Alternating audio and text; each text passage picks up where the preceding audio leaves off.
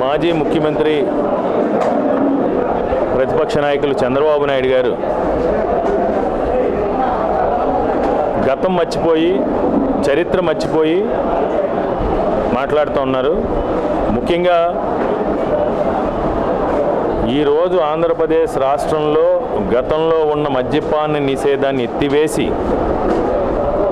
మద్యాన్ని ఏరులై పారించి మద్యాన్ని ఆదాయ వనరులుగా మార్చింది చంద్రబాబు నాయుడు గారు. ఇది జగమెరిగిన సత్యం.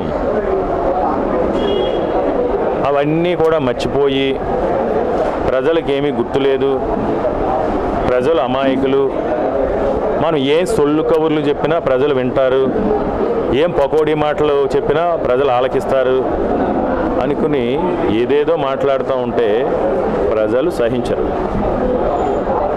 కేవలం జగన్మోహన్ రెడ్డి గారి ముఖ్యమంత్రి అయిన తర్వాత పేదరిక నిర్మూలన కోసం కులాల మధ్య మతాల మధ్య అంతరాలు తొలగి సమానత్వాన్ని తీసుకురావడం కోసం జగన్మోహన్ రెడ్డి గారి విద్యారంగంలో తీసుకొచ్చిన సంస్కరణలు ఈరోజు ఈ దేశానికి ఆదర్శప్రాయం. ఈరోజు ప్రజలందరూ, ముఖ్యంగా పేద కుటుంబాల్లో ఉన్న అక్క చెల్లెమ్మలందరూ కూడా జగన్మోహన్ రెడ్డి గారు తీసుకొచ్చిన సంస్కరణల వల్ల అమ్మఒడి కావచ్చు, విద్యా దీవెన కావచ్చు, విద్యా కానుక కావచ్చు, మనబడి నాడు నేడు కార్యక్రమం ద్వారా ప్రభుత్వ పాఠశాలల్ని ప్రైవేటు పాఠశాలల కంటే ధీటుగా తీర్చిదిద్దిన విధానం ద్వారా కావచ్చు, తల్లిదండ్రుల ఆత్మవిశ్వాసంతో ఆత్మ గౌరవంతో పిల్లల్ని చదివించుకుంటూ ఉన్నారు, సంతోషంగా ఉన్నారు. అదేవిధంగా ప్రతి ఒక్కరికి కూడా ఆరోగ్య భద్రత కల్పించి జగనన్న ఆరోగ్య సురక్ష లాంటి అద్భుతమైన కార్యక్రమాలు తీసుకొచ్చి ఈరోజు పేద కుటుంబాల్లో వెలుగులు నింపుతూ ఉన్నారు జగన్మోహన్ రెడ్డి గారు.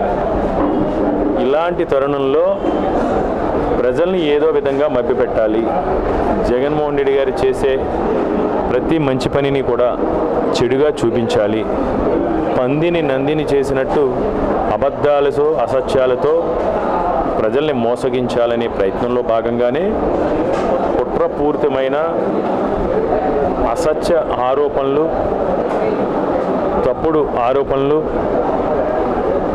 సత్యదూరమైన ఆరోపణలు చేస్తూ చంద్రబాబు నాయుడు గారు తన స్థాయిని దిగజార్చుకుని ఈరోజు తెలుగుదేశం నాయకుల చేత, బీజేపీ నాయకుల చేత నేలబారు రాజకీయాలు చేస్తూ ఉన్నారు.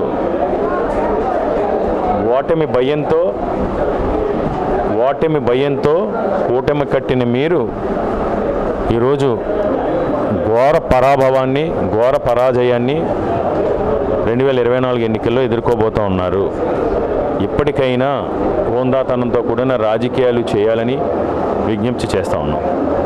జేడీ లక్ష్మీనారాయణ గారు చాలా పెద్ద మనిషి, ఒక ఐపీఎస్ ఆఫీసర్గా పనిచేశారు. ఆయన గతంలో విశాఖపట్నం పార్లమెంట్ నుంచి కూడా పోటీ చేశారు. పెద్దలు, విజ్ఞానవంతులు.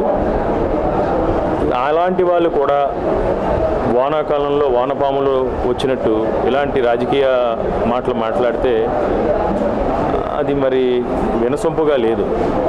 ఎందుచేతంటే కేకే రాజు అనేవాడు, కేకే రాజు అనే ప్రజాసేవకుడు గడిచిన 4 సంవత్సరాల 10 నెలలుగా అహర్నిశలో కూడా విశాఖపట్నం నియోజకవర్గంలో ఒక కార్యాలయం ఏర్పాటు చేసుకొని ప్రతి క్షణం ప్రజలకు అందుబాటులో ఉండి తాగునీటి సమస్య, విద్యుత్ సమస్య, రోడ్లు, డ్రైన్లు, పార్కులు, బరియల్ గ్రౌండ్లు, స్కూల్స్, హాస్పిటల్స్, అంగన్వాడీ సెంటర్స్, అన్ని విషయాల్లోని కూడా నిజాయితీతో, నిబద్ధతతో, నాణ్యతతో కష్టపడి పనిచేసి ప్రజల్లోకి అందుబాటులో ఉన్న వ్యక్తి.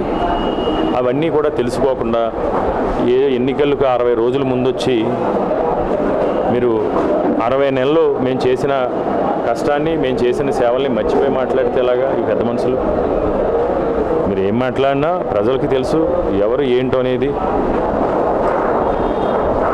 కాబట్టి అవన్నీ కూడా పెద్దలు ఆలోచించి మాట్లాడాలని నేను కోరుకుంటున్నాను.